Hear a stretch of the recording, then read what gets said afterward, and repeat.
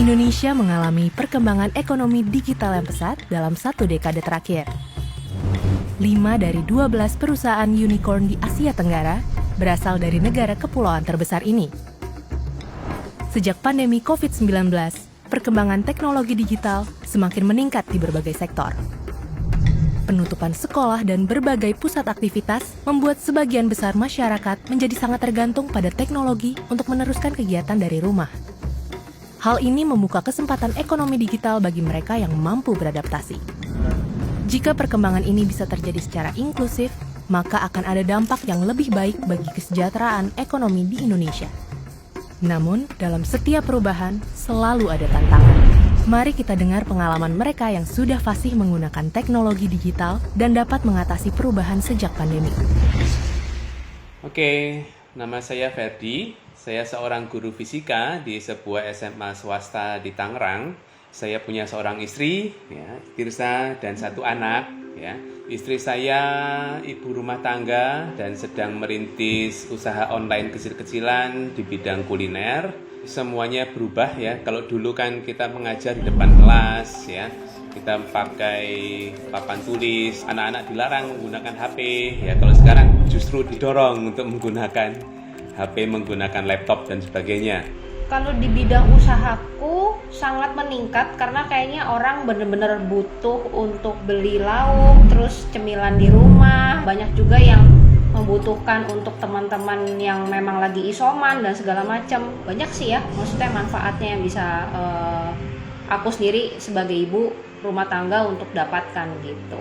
Di awal-awal ya kendala tentang jaringan. Ya jadi internet rumah kami kalau nonton streaming gitu ya masih kuat lah ya, tetapi sekarang kan tiba-tiba dipakai ya untuk pertemuan online karena saya mengajar, anak saya juga belajar di rumah begitu. Waktu kami berdua online gitu ada lonjakan bandwidth yang kepakai. Jadi kadang-kadang wifi kami nggak kuat gitu ya, langsung down gitu. Kalau saya sendiri kan memang online itu lebih kepada untuk pesan ekspedisi, untuk nganterin barang-barang. Lalu ya itu sih sistem cash on delivery ini atau yang kita sering sebut dengan COD itu memang nggak menjamin 100% keamanan dan kepercayaan. Saya punya prinsip, hari gini pakai COD gitu ya. Maksudnya sebagai penjual pun punya hak untuk tidak percaya gitu kepada pembeli-pembeli yang tidak saya kenal gitu kan. Beberapa daerah di sini itu jaringan selulernya kurang baik. Jadi ada beberapa tempat yang misalnya provider ini yang baik, provider yang lain jelek, tidak merata memang ya. Jadi tergantung daerahnya.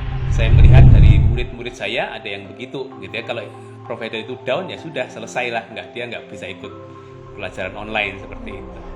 Faktor-faktor pendukung e-commerce seperti kualitas internet, kepercayaan akan pembayaran digital, dan logistik harus ditingkatkan jika kita ingin ekonomi digital di Indonesia berkembang ke arah yang lebih baik. Tapi tunggu sebentar. Coba kita lihat dari kacamata yang lebih besar.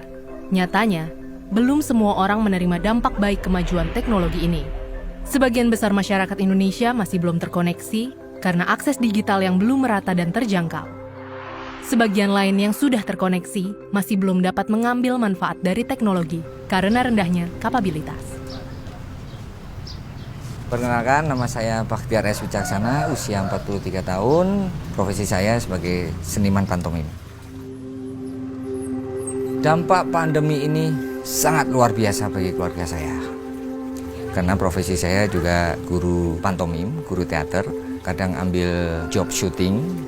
Begitu pandemi datang, syuting hilang, ngajar otomatis libur, pertunjukan hampir nggak ada. Ibaratnya ya, hari ini mau makan apa ya? Nah, dampaknya lagi kena ke anak-anak. Jadi belajar di rumah online, harus beli kuota, harus apa, bingung saya. Kendalanya juga banyak banget, karena saya punya 1 handphone. Anak-anak belajar online pakai handphone. Nah, kalau handphone itu buat saya nyari duit, terus anak-anak terpaksa nggak bisa ikut online kan. Sinyalnya di sini juga, aduh. Anak saya kadang keluar rumah, jalan ke ujung itu untuk nyari sinyal, itu cuman buat terima tugas dari gurunya. Ya kalau pakai kuota kan lemot. Ya kalau saya mau pakai wifi, pasang wifi, mahal. Belum suruh buka link YouTube. Ya kalau kuota kita chat harian, mana bisa buka YouTube kan gitu. Ya begitu keadaannya. Agar perkembangan ekonomi digital dapat lebih inklusif, Perubahan digital perlu dilakukan secara fundamental. Jika tidak, dikhawatirkan gap kemampuan digital akan semakin besar. Apa yang bisa kita lakukan? Salah satunya, mempersempit gap konektivitas di seluruh Indonesia dengan menyediakan akses dan infrastruktur digital yang terjangkau, stabil, cepat, dan dapat diakses semua kalangan. Dan yang tak kalah penting, meningkatkan literasi digital. Kepercayaan terhadap layanan finansial digital juga harus ditingkatkan di skala nasional. Salah satunya dengan memastikan perlindungan konsumen dan keamanan data personal. Yang terakhir, membangun infrastruktur agar logistik dapat mencapai lebih banyak daerah. Sehingga konsumen maupun pemilik usaha di daerah-daerah bisa mendapatkan kesempatan yang sama dengan mereka yang tinggal di kota-kota besar.